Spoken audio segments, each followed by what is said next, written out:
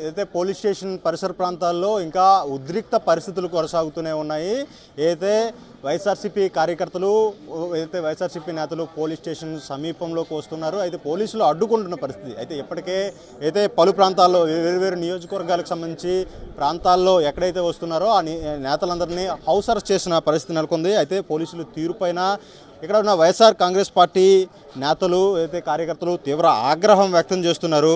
చెప్పండి, ఇప్పుడు పోలీసులు తీరుని మీరు ఏ విధంగా చూస్తారు? నిజంగా రాష్ట్రంలో ప్రజాపాలన ఉందా, ప్రజాస్వామ్యంలో ఉన్నామనేది మరొకసారి మాకు నిన్న సాయంత్రం నుండి ఒక డౌట్గా మాకు అనిపిస్తుంది.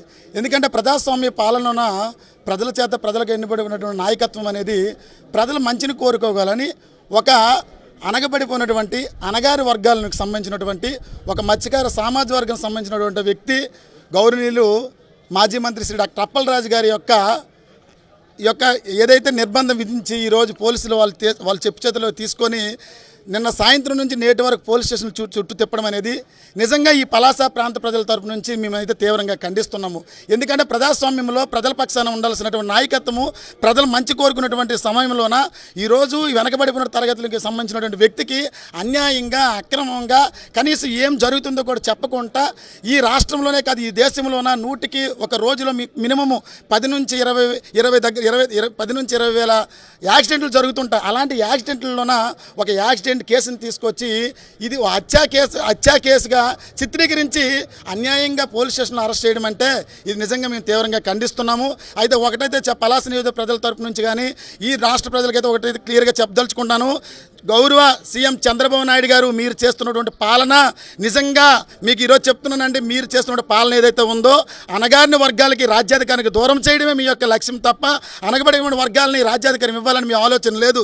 ఎందుకంటే స్వతంత్రం వచ్చినటువంటి 75 ఏళ్ల స్వతంత్ర భారతదేశంలోన శ్రీకాకుళం జిల్లా నుండి కనీసం ఒక మత్స్యకార నాయకుడికి కూడా మీ తెలుగుదేశం పార్టీలోని కానీ మీ కూటమి ప్రభుత్వంలో ఒక ఎమ్మెల్యే టికెట్ ఇవ్వలేనట్టు చేతకాని దద్దమైనటువంటి ప్రభుత్వము ఈరోజు శ్రీ వైఎస్ జగన్మోహన్ రెడ్డి గారు ఒక అనగబడిపోయిన అట్టడికి వర్గాలను తీసుకొచ్చి ఎమ్మెల్యే సీట్ ఇచ్చి మంత్రి పదవులు ఇచ్చి ఈరోజు మమ్మల్ని మా గొంతు వెనకబడిపోయిన తరగతి యొక్క గొంతు ఎత్తేటట్లు చేసినటువంటి జగన్మోహన్ రెడ్డి గారి నాయకత్వంలో మేము పనిచేస్తుంటే కేవలం వైఎస్ జగన్మోహన్ రెడ్డి గారి నాయకత్వంలో పనిచేస్తున్నామని మాత్రమే కక్ష పెట్టుకునేటువంటి కక్షపూరితమైనటువంటి ఏదైతే చర్యలు తీసుకుంటున్నారో తప్పకుండా భవిష్యత్తు రోజుల్లో ఇదన్నిటికి కూడా సమాధానం చెప్పే రోజు ప్రధానంగా 15 గంటలకు పైగా దాదాపు 16 గంటలకు పైగా పోలీసులు నిర్బంధంలోనే ఉంచారు, పోలీస్ స్టేషన్లోనే ఉంచారు. దీన్ని ఏ విధంగా చూస్తారు?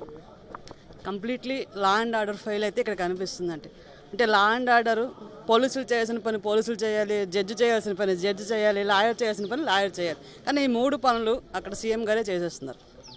ఇదే ఇక్కడ ప్రస్తుతం ఇక్కడ ప్రజలంతా చర్చించుకుంటుంది ఏంటంటే ఒక కామన్ యాక్సిడెంట్లో ఒక బెయిల్ రావట్లేదు అంటే ఆ జడ్జిల మీద ఎంత ప్రెజర్ ఉంటుంది అనేది ఇక్కడ ప్రజలు చర్చించుకుంటున్నారు. అంటే ఒక 18 ఇయర్స్ అబ్బాయికి స్టేషన్ బెయిల్ ఇవ్వలేదు, ఓకే రిమాండ్ ఇచ్చారు. రిమాండ్లో ఎన్నిసార్లు బెయిల్ పిటిషన్ పెడుతున్నా దాన్ని యాక్సెప్ట్ చేయట్లేదు అంటే ఖచ్చితంగా ఇది కక్షపూర్తిగానే ఉంటుంది. At the same time Appalaraju గారిని ఇంత నిర్బంధంగా ఇంత కుట్రపూర్తిగా తీసుకెళ్లాల్సిన అవసరం అయితే లేదు. ఎందుకంటే అతను ఎక్కడికి పారిపోలేదు, మీ విచారణకి సహకరించకుండా ఉంటాను అని అనట్లేదు, విచారణకు కూడా సహకరిస్తానని చెప్తున్నారు. విచారణకు సహకరిస్తామని చెప్పిన వ్యక్తిని కూడా మీరు ఎంత నిర్బంధంగా తీసుకెళ్లాల్సిన అవసరం లేదు. మీకు కావాల్సింది నిజాలు తెలియడం, ఆ నిజాలకి వెరిఫై చేసుకుంటూ కావాల్సిన సెక్షన్ పెట్టుకుంటూ వెళ్ళడం, అంతేగాని 105 అనేది యాక్సెప్టబుల్ కాదు.